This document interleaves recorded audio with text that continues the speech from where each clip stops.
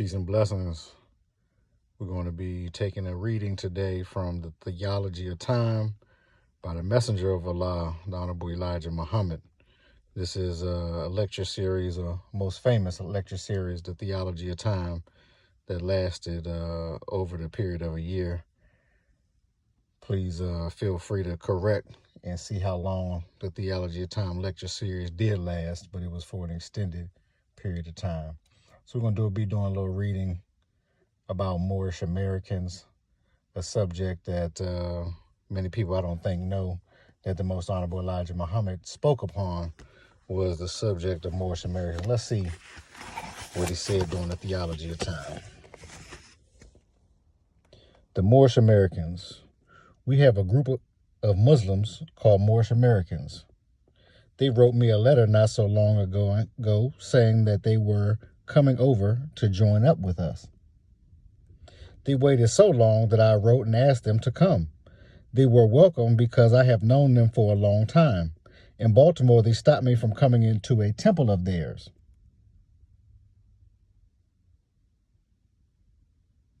In Newark, New Jersey, they rejected me twice. They were so afraid and jealous of that which Noble Drew Ali gave them that they thought that my strong teachings of God and Islam may put some of them out of office. One of their brothers followed me out there in Newark and he said, "I just wish I were sheik. I would let you teach all night because you were telling us things that we had never heard. I know it is the truth, but our sheik is so narrow about it that he doesn't want to hear you say anything. But that is who we want to say something, the one who knows more than we." I said, "That is the way it should be." I went on for another year, and I happened to be in Hartford, Connecticut when I ran up on some other Moorish Americans. Our brother took me to his house for dinner. He was a little more common than the other brother, and he could reason along with truth better. After I had dinner with him, he went around and got some of his brothers and had them come to listen to me talk and teach Islam.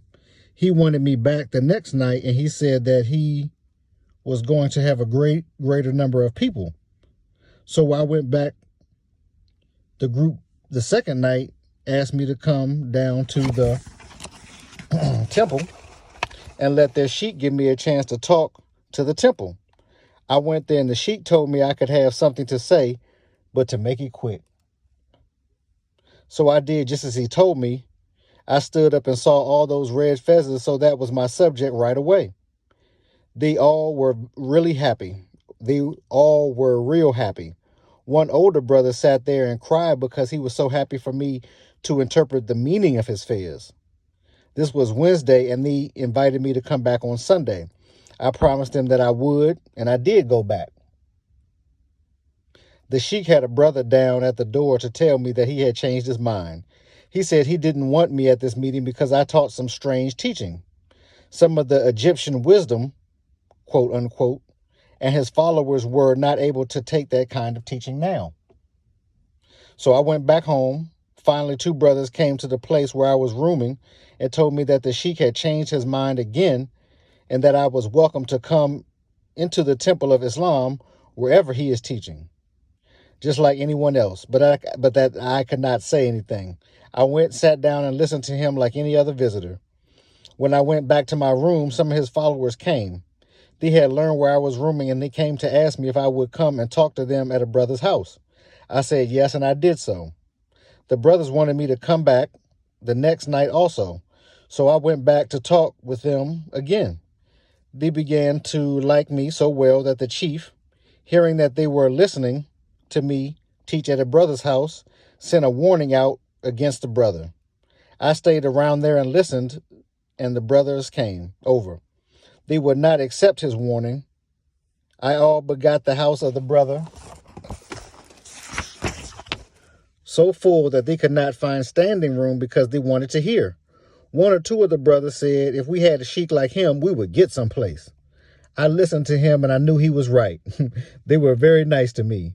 Allah told me to go ahead and teach them whatever they would like that I teach them. I must say that I have lots of experience among different groups of people, not only trying to teach Islam, but other teachings also. I would go around to see what was going on, and I learned a lot about our people in those days. They didn't know who I was. I would tell them my name was this or my name was that. I carried a little notebook around with me so that when I reached the city, I would remember what I told them my name was. That's, again, The Theology of Time.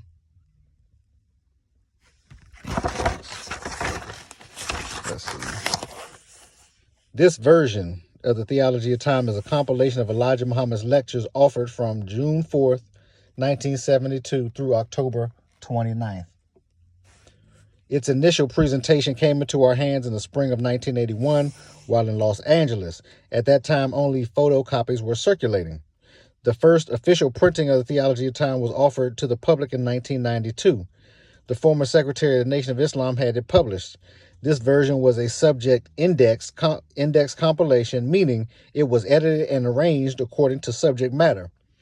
Based on the importance of this work, Secretariat's Publications produced an unabridged version in 1997 that was diligently transcribed directly from the audio tape archives. It was transcribed in the order it was lectured to preserve the authenticity and exactness of the messenger's presentation. In this way, possible elements of his lectures that didn't make it off the cutting room floor were still preserved. The subject indexed version had gone out of print for some years, yet it was still in demand.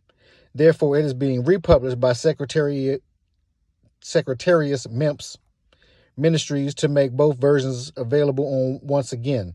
This complete version is only in softcover. However, the unabridged, diligently transcribed version comes in softcover and hardcover for a donation. Can be gotten through Secretariat MIMPS Ministries. Nasir Makar Hakim, Minister, Secretariat MIMPS Ministries. A little history lesson for us there.